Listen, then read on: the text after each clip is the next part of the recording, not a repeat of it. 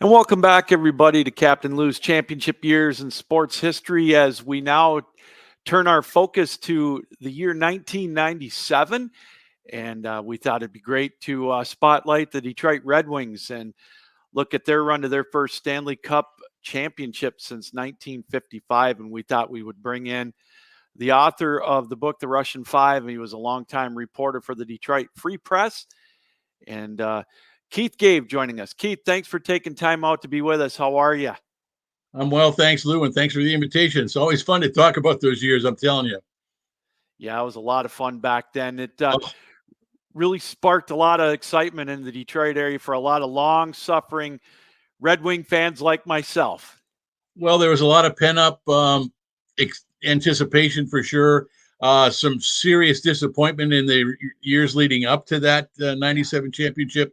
I lived through them all. I'll tell you what, it's a lot more enjoyable to interview athletes after they've just won the Stanley Cup, as opposed to when they just, suffered a bitter first round defeat and they're crying in the corner in the locker room. Oh boy, I can't imagine. You look back, they had some good teams. 94 when they lost to the Sharks, Chris Osgood. I can still see him after that game, and then of course 95 when they had the strike shortened year. We'll talk about that real quick. Right. They won the President's Cup trophy, which a lot of teams don't even want to get anymore once they get moving into the Stanley Cup playoffs. It seems it's almost like a jinx. But, I was stunned the way they got swept by New Jersey, as I think a lot of people were that year. Everybody was, Lou. Everybody was. They crushed the 48 game regular season, right? They only played teams in the Western Conference. Detroit was in the West then, right? Yeah. And then they get into the playoffs. They're 12-2, 12 wins, 2 losses going into the finals, which is why everybody on the planet was picking the Detroit Red Wings, not just to win the Stanley Cup, but to sweep. Yeah. Well, it was a sweep, all right, but the wrong way.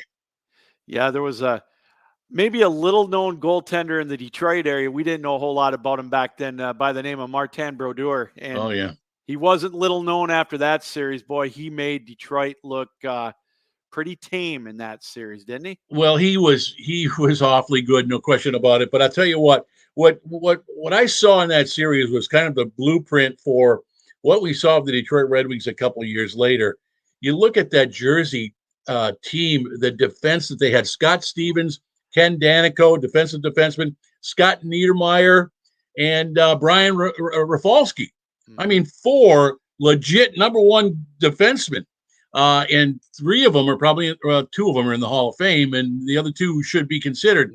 And then they had that really, really good fourth line, Bobby Holik, and names. Randy McKay was one of them. A tremendous fourth line, which was sort of a precursor. Scotty Bowman's idea when he put the grind line together a couple years later. It was patterned after that New Jersey team that had a really, really good shutdown fourth line. The guy missing is Mike Peluso, big, tough guy on that Jersey fourth line. That was a really good line. Well, it sure was, and so Detroit rebounded. Well, they got in 95, 96. I mean, they went on a tear. We all know the regular season they had set all kinds of records. They they didn't shatter it, but they beat Montreal's record for wins in the regular season, 130 some points. And again, it looked like they were headed for a potential return trip to the Stanley Cup Finals, but laying in the weeds for them was the Avalanche coming over from Quebec City, and they had a goaltender by the name of Patrick Waugh standing in their name amongst other people on that roster. Well, you mentioned the right name there. He was the difference, of course. But what inspired that him winding up in Colorado in the first place, Lou? If you remember the game against Montreal where I think they beat the Canadiens 12-2 or something like that in Montreal, and a total embarrassment. They hung Patrick Waugh out to dry.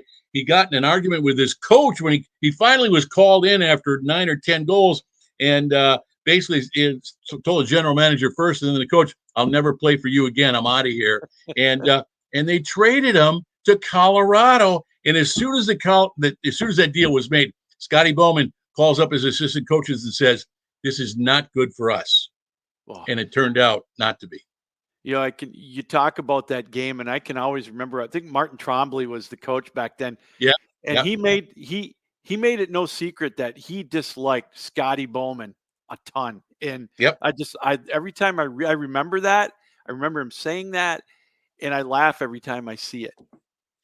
Yeah. Yeah. It was one of those moments, in the arc of the Stanley Cup, the Detroit Stanley Cup experience in the '90s.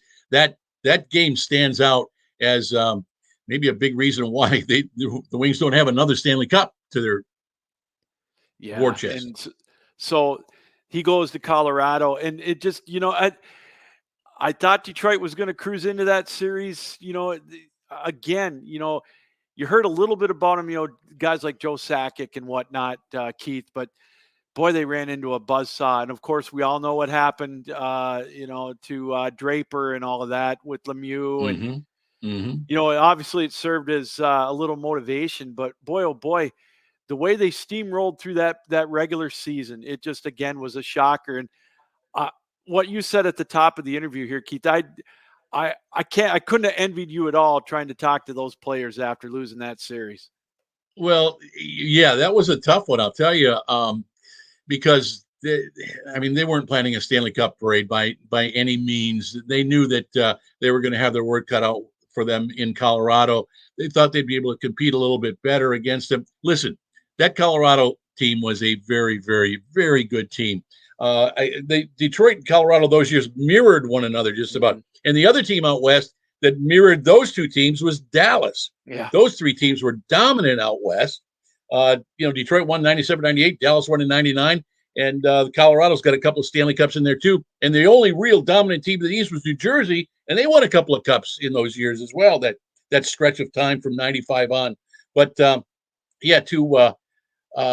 listen, I still remember seeing Chris Draper when he returned from the hospital to join his team after being, getting some repairs on that face that he had rearranged by that vicious check by Claude Lemieux in the early in the game, first period, I think. It doesn't matter.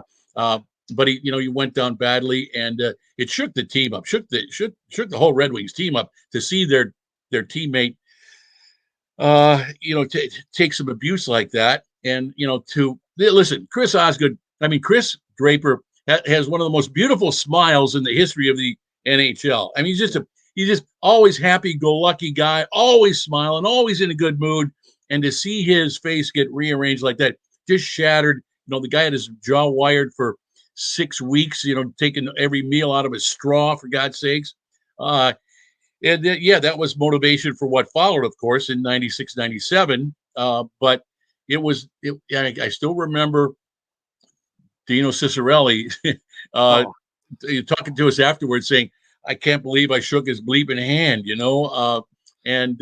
right. I don't know why anybody shook Claude Lemieux's hand at the end of that game, to be honest.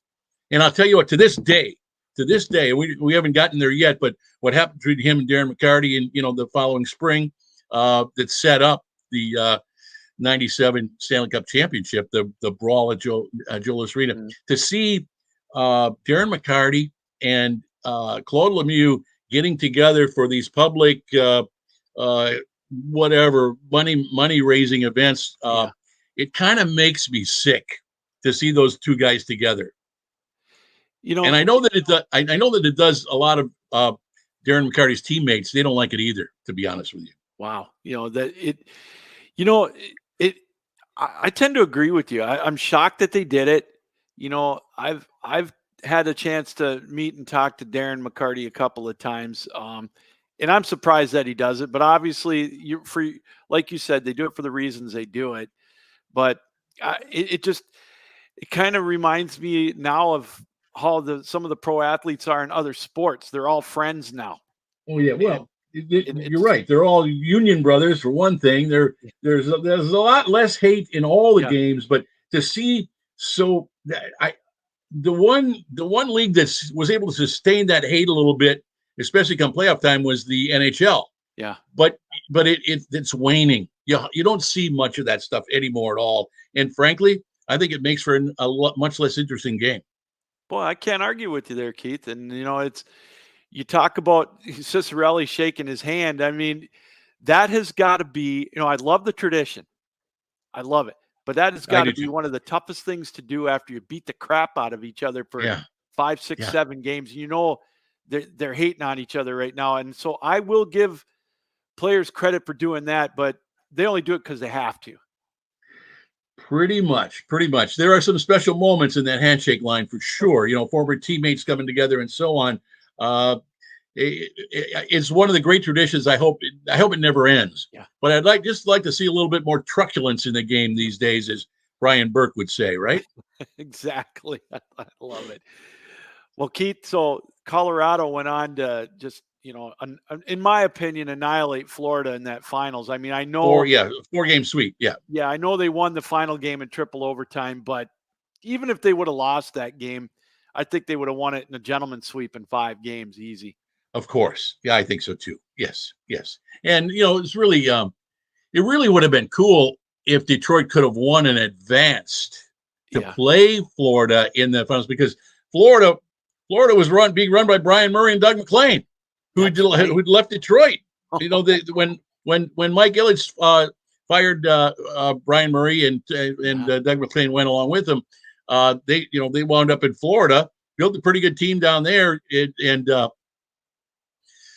who was an assistant coach in Detroit with Brian, and then he was elevated to assistant general manager. Yeah. He was the coach down in Florida when they went. It would have been really cool to see Detroit play Florida that year. It didn't happen.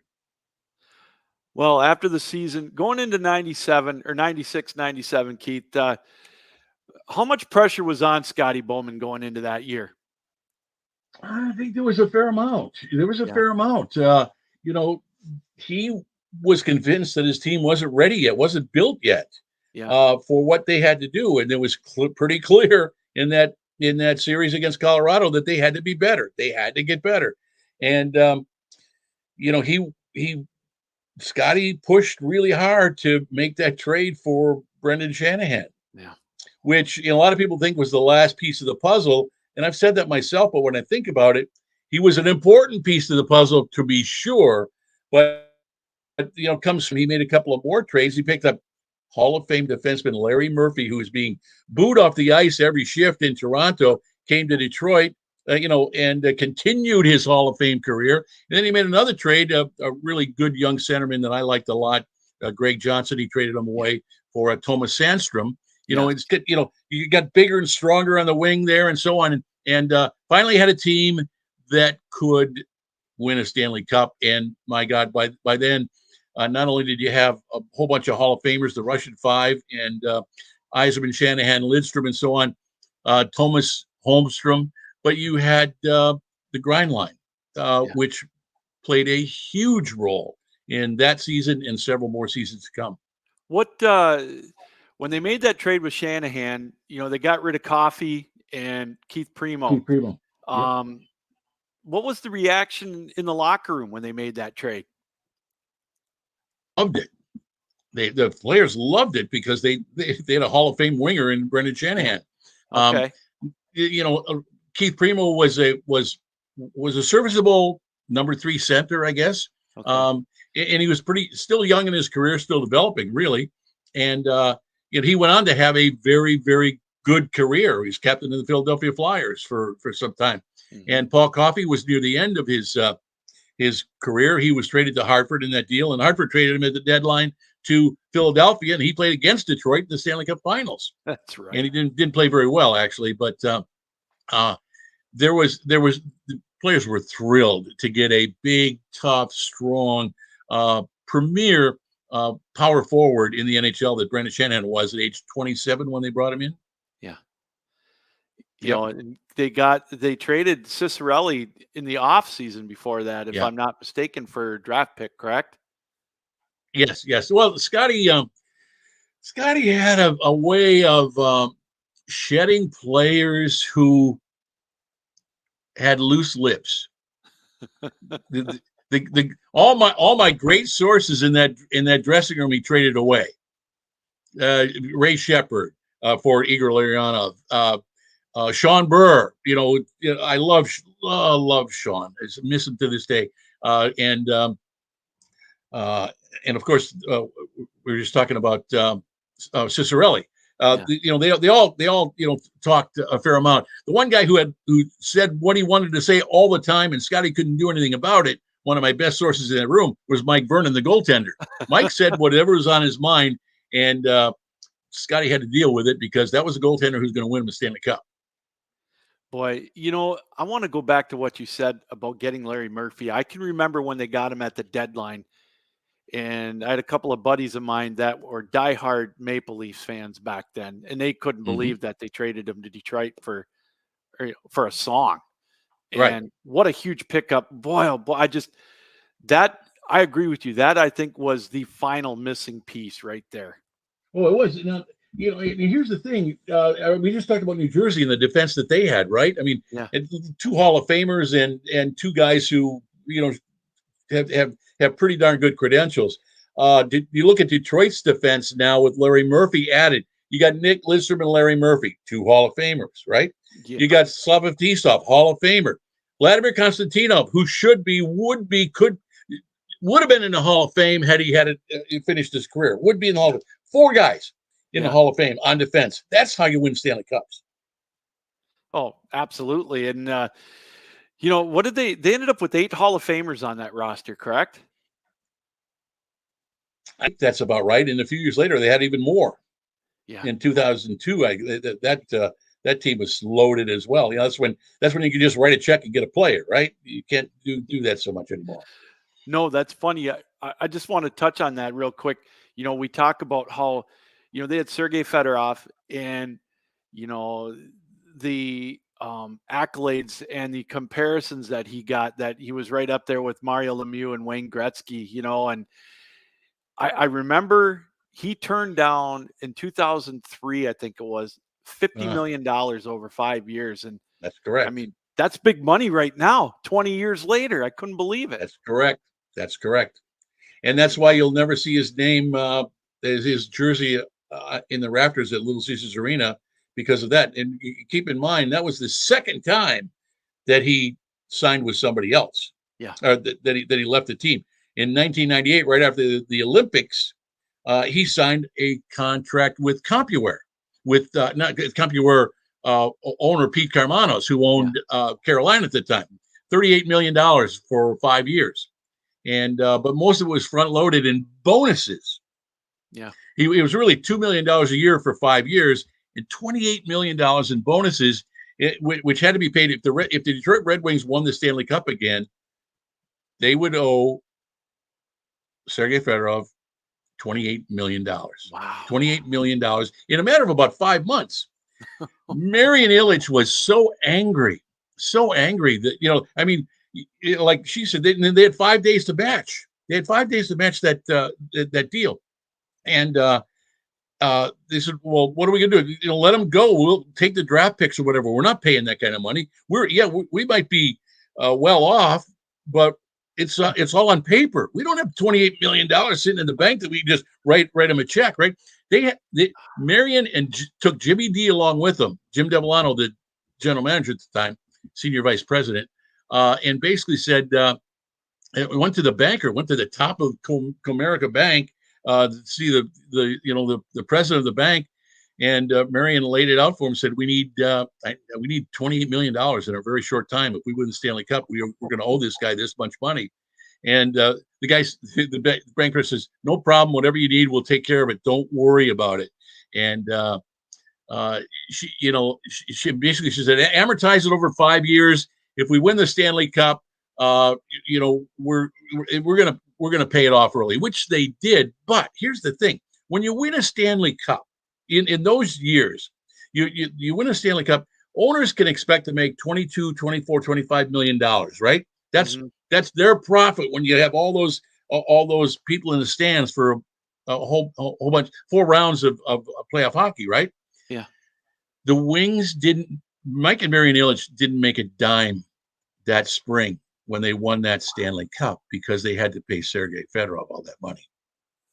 And that's one time that he betrayed them essentially. And then a few years later, they're trying to sign him again. Jimmy D's talking with two different agents. He can't figure out who to talk to, who to get this deal done to sign Sergei to make him a Red Wing for life, which is what they certainly intended.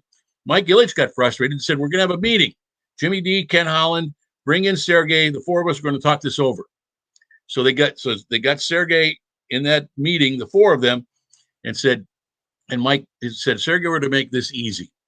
We're gonna give you $10 million a year for 5 years, $50 million. Sign the contract. You're going to be a Red Wing for life." And he said, "Well," Sergei essentially said, "Thank you, Mr. Ilitch. I'll think about it and get back to you." And he shook their hands and he left. And when he walked out, Mike Ilitch looks at the other two guys and said, "That's it. He's gone." And Jimmy D said, "What do you mean, Mike?" He said he's going to think about it. He said, "No. He said, when you get an offer like that, you shouldn't have to think about it." And of course, a few days later, he signed with Anaheim. Brian Murray's out in Anaheim at the time.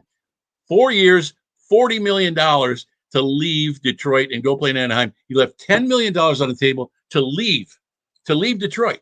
You think Marian Ilitch, as long as she's breathing, is ever going to see Sergei Fedorov's number at the top of the building at Little Caesars? Never.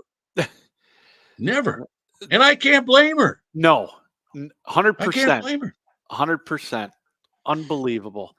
We're joined by Keith Gave, longtime Detroit Free Press hockey reporter, of course, and has spent some time with the Dallas Morning News, covered the Red Wings back in '97, of course, author of the Russian Five, gracious with his time. Keith, you talked about a little bit earlier in that regular season in '96, '97, you talked about how good Dallas was. They won the division that year. Detroit was second. You had Right. Colorado, and then, of course, over in the other conference, you had Philadelphia and the Rangers. There was some loaded teams that, Yes. And there was almost, Detroit won the President's Cup the last 2 years. And, back then as a fan base, we were, we were nervous but excited, and they started out decent. But, again, in the regular season, if I'm not mistaken, they had losing records against everybody in their division except Toronto, who was in last place. Yeah, and I've talked to the players about that a lot. Brendan Shanahan is especially forthcoming about the team's attitude that season. I mean, they realized what they did the year before, that 131 point season, 62 wins. Mm-hmm. They expended a lot of energy to set those records. I mean, it was important to them. That's human nature. When you have something like that in sight, to beat Scotty Bowman's Montreal teams, for goodness sakes, with more points, more wins in a season. They worked really hard to get those records, right? Yeah. And they lost to Colorado in the semifinals. And they basically, as a group, they said, "You know what? We're not going to bust our asses in the regular season. We know what it takes now. We're gonna pace ourselves, and we know what it takes in the playoffs.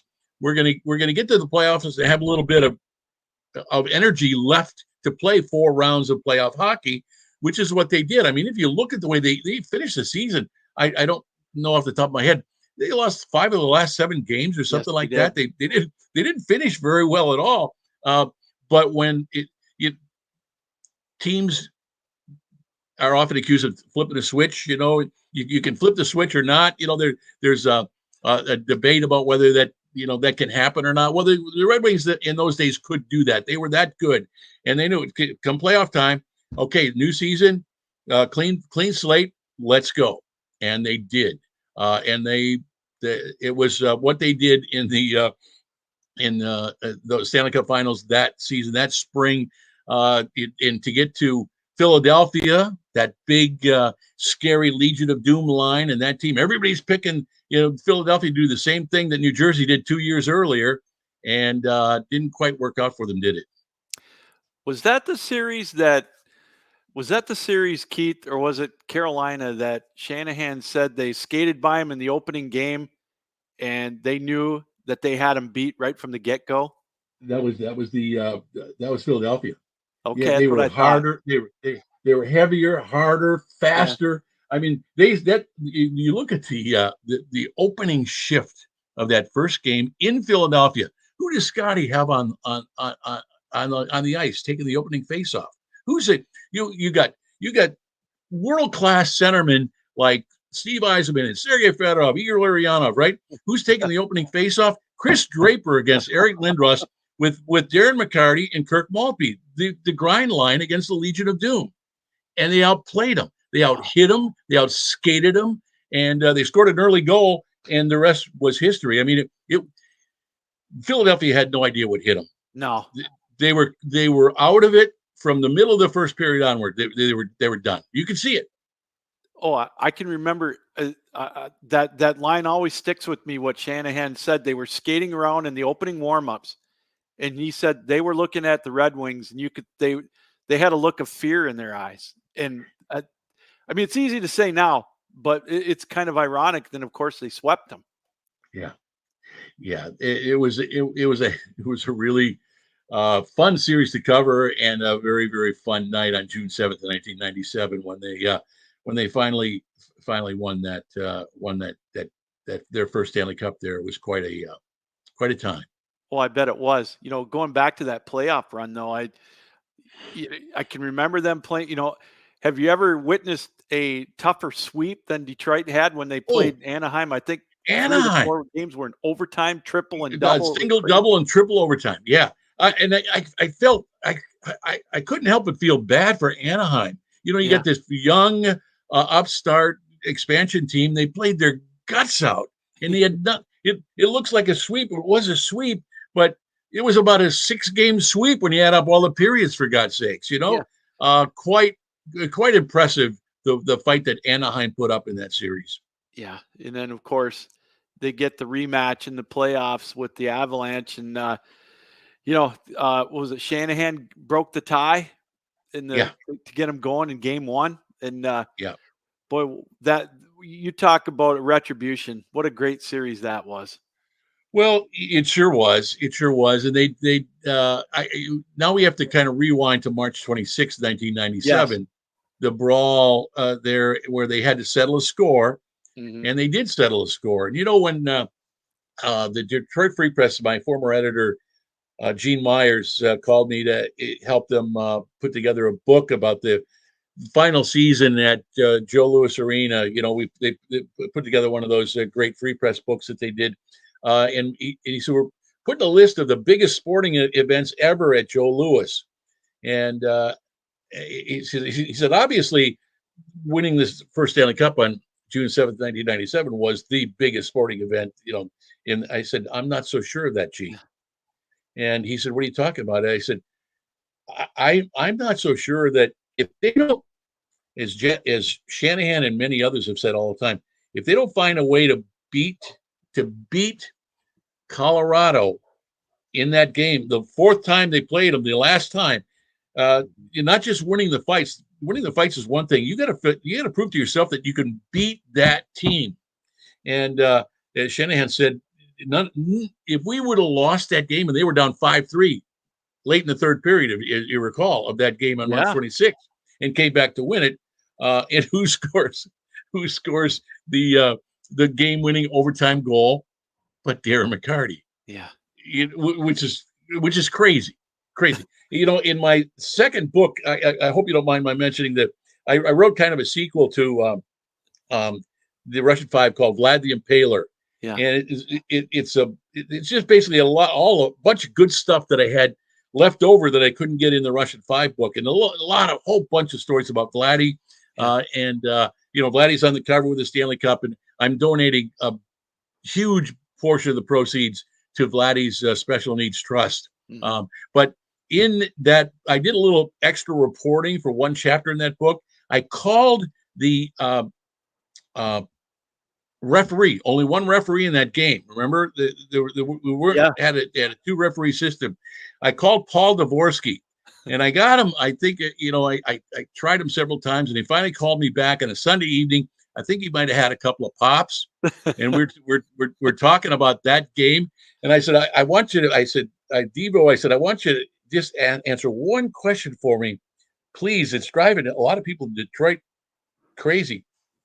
How in the heck was Darren McCarty still in that hockey game to score that game-winning goal in overtime? Think about that. Why Yeah. wasn't he thrown out? Right. I mean, not only did he start that brawl and beat the hell out of Claude Lemieux, for which he got a double minor, by the way. He didn't even get a fighting major for that. Didn't even get a fighting major. And then, as he's sorting out the all the combatants, the linesmen are going, what about 25 here? He's out, right? He's out. And Dvorsky thought for a second. He said, you know what? No, he's not. I'm not throwing him out. And of course, McCarty he did get a fighting major in the second period, didn't get thrown out again. And he was hung around to get that the game-winning goal in overtime. But I always thought that, and Dvorsky was really honest, really good. I said, what inspired you not to throw the guy out? He said, you know what? He said, we knew what was going to happen in that game. We were all well prepared. We got a call from the league. Watch out. It's going to be crazy tonight and so on. He said, but, I get to the rink and we're getting dressed and all this stuff is on the news all over the place. We got it on TV and everybody's talking about what's going to happen. And it happened, right? It happened. And Claude Lemieux was bloodied right in front of the Detroit bench. And Dvorsky, you know what he said? You know what? Paybacks are a bitch. That's the name of the chapter in that book. I thought that was pretty, and that's the kind of hockey that we were just talking about a while ago. You don't see that kind of hockey anymore. No. We won't see it again. But that I kind of like the league a lot better in those days than today. And the other thing that stands out to me about that game, Keith, is, the big brawl. And of course, Vernon and Waugh ended up duking it out. Yeah. And when he scored that game-winning goal, Waugh rolled the puck down the other end, because wasn't that Mike Vernon's 300th victory? Yeah, it was. I thought, that's old-time hockey there, and I give him credit. I give Patrick Waugh credit for doing that. Patrick was one of my favorite people I've ever covered in hockey in all my years. I mean, he was talkative, good-natured, highly competitive.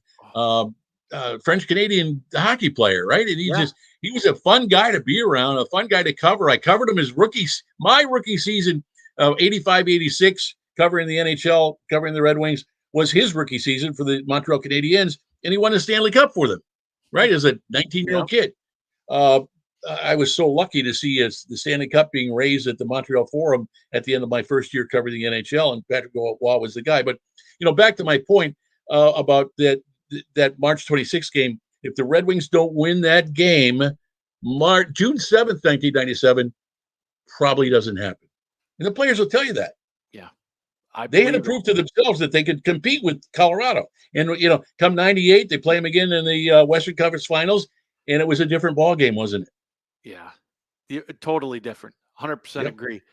What do you think when the final seconds went off, after that picturesque goal by McCarty in Game 4. Right. What do you think? Was it the first sense? Was it relief or jubilation that they got the cup? Oh, I think it was. If I had to pick one of those words, it was relief. Yeah, it was relief. I mean, these guys had so much pressure on them, so much pressure.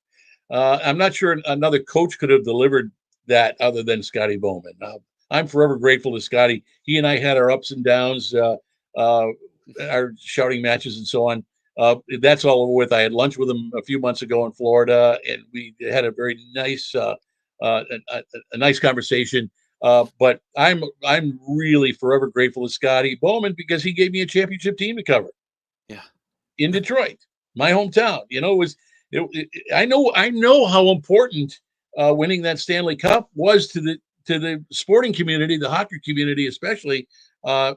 In those days, and it was I was really lucky, and I'm grateful to have been a part of it for sure. So I got to ask you. You brought up your rookie season covering the Wings, and of course Montreal and Patrick Waugh. What is your favorite, or was your favorite hockey arena or barn to go to watch a game? Ooh, oh man. Well, there are two. Okay. The Montreal Forum was special.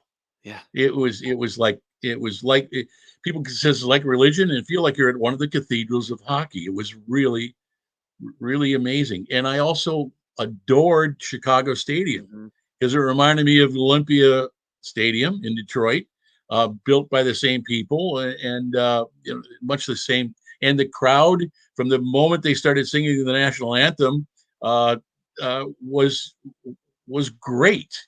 Uh, and I saw a NHL All Star game at Chicago Stadium in those years, and it was during the first Gulf War, 91, 92, something like that, right in there, Yeah. when our troops were at war, and they and the singing of the Star Spangled Banner was as loud a crowd as I'd ever heard in my life. I mean, you literally could not hear yourself speak when you talking, yelling at the guy next to you. It was pretty cool moment. But I liked those two arenas a lot.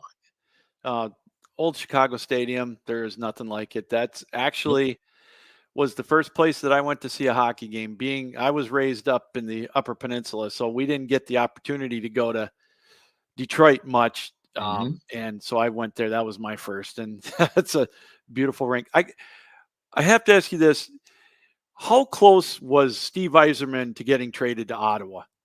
Very close. Yeah, Very, very, very close. was Very it that close. close? Okay.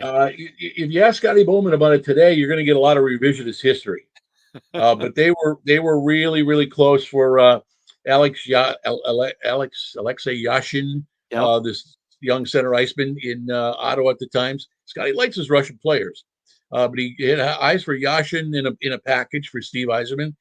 Didn't think he'd ever be able to win with Eiserman for whatever reason, and there was serious talk, and the Wings started out on the road that season, and the talks were pretty intense. I mean, I think they were this close to pulling the trigger, and then they played their home opener that season, if you remember. Yeah. And when the players were introduced, and the last of the Detroit Red Wings players was number 19, Captain Steve Eiserman, and the crowd went crazy.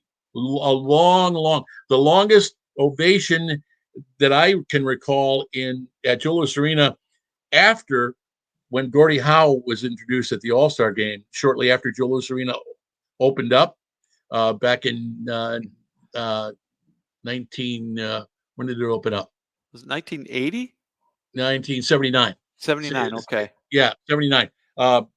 Gordie Howe got a tremendous standing ovation that lasted 5 minutes, you know. But anyways, Eiserman gets this really, really long ovation, and pretty clear how the fans felt about their captain, right? Yeah. And then a few minutes later, Scotty Bowman was introduced as coach, and there was a loud chorus of boos. Mm. People let know their feelings. I mean, I was all over this. I've been writing about it, and actually wrote a column and saying, I think I addressed Mike and Marian Ilitch. You better watch what your coach is trying to do there, trying to trade this kid out of here. And Mike and Marian Ilitch saw that reaction, and it was either after the game that night or the next morning. Mike Ilitch called Scotty Bowman and said, "You're not trading my captain. He's not going anywhere." Oh, Pretty, that's great. but some of the best deals are the ones that aren't made, right? Absolutely. It was really close, though, Lou. Wow. Unbelievable. Well, Keith, wow, this has been fun. I appreciate you taking time out to be with us here. Looking back at the 97 Stanley Cup champions. Thank you for your time.